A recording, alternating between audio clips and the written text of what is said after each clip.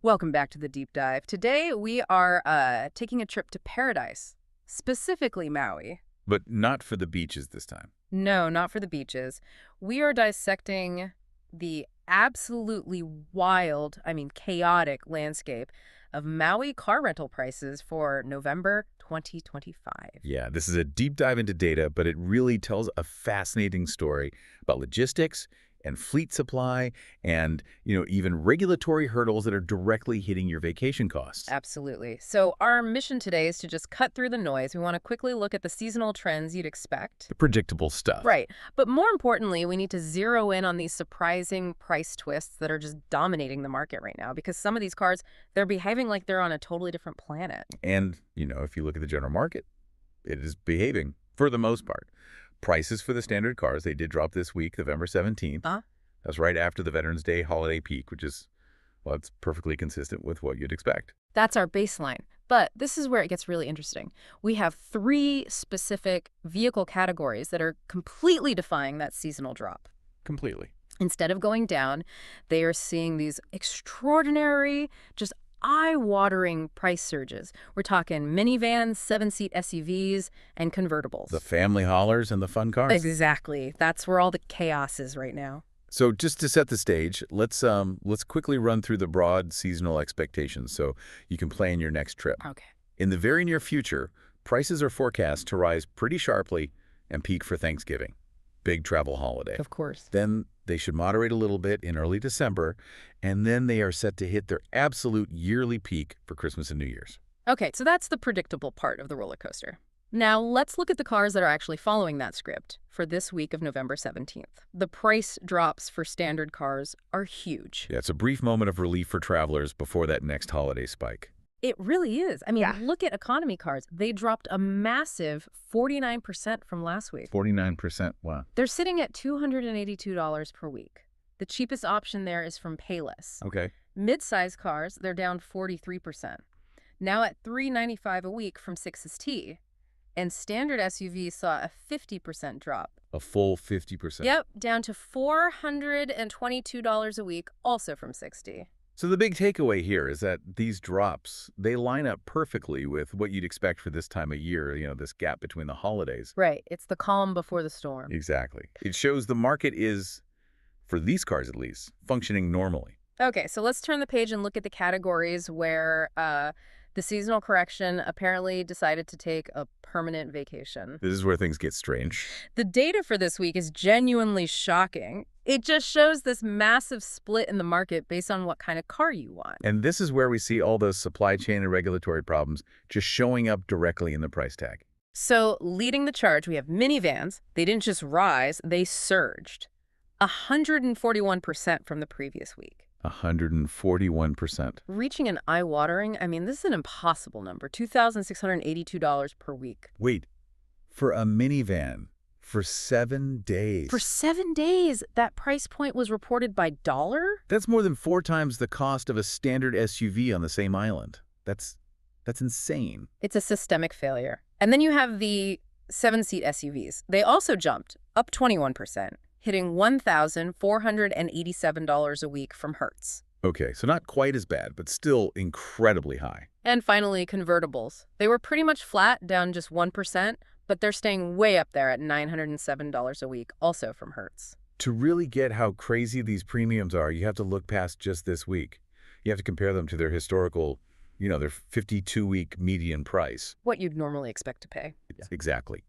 Minivans are currently at an extraordinary 249% premium to their median price of $768. A 249% premium. That's not market volatility. That's a market meltdown. It's just extreme scarcity. And it's all the high-utility vehicles. The 7-seat SUVs are sitting at a 141% premium over their median.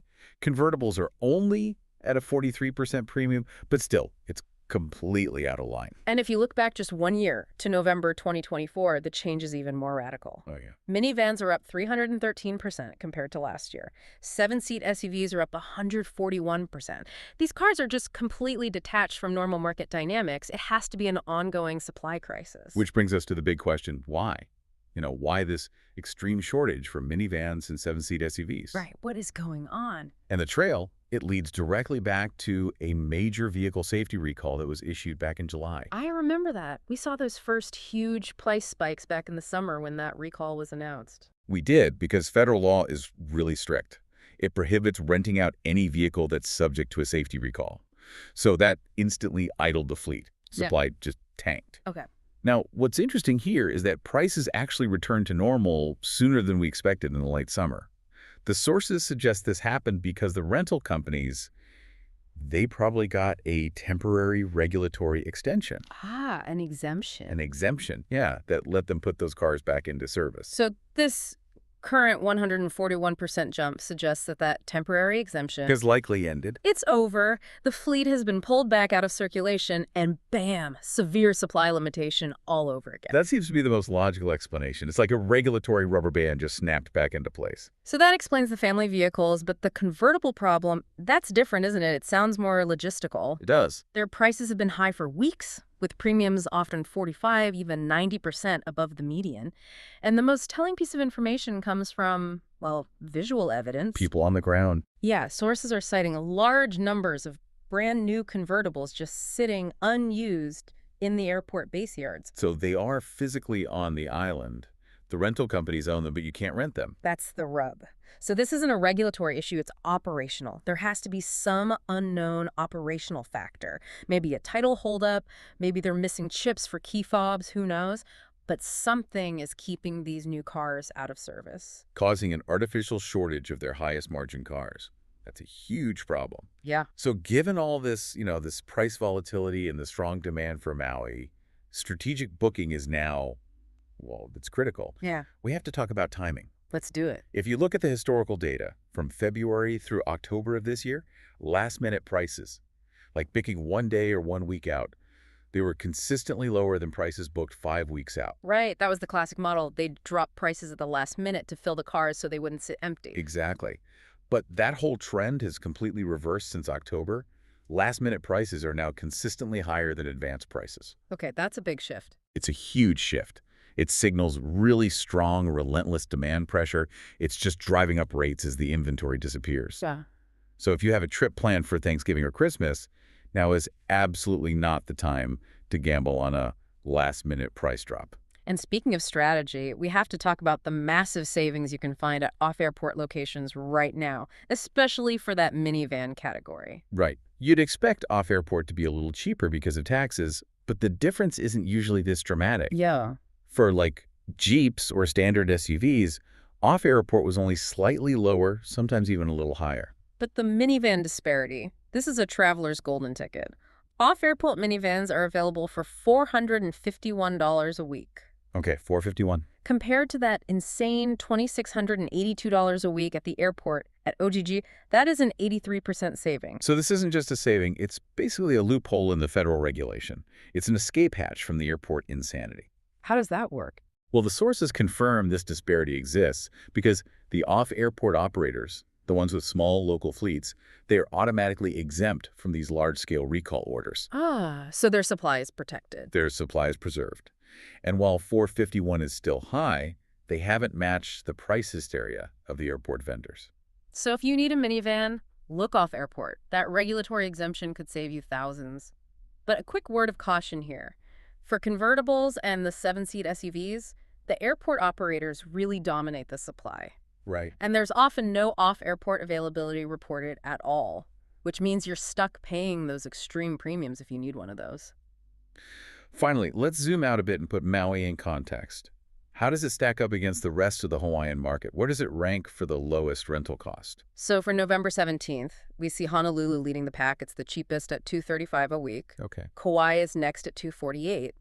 Then you have Maui at $263, which is actually up 12% this week, and it's tied with Hilo.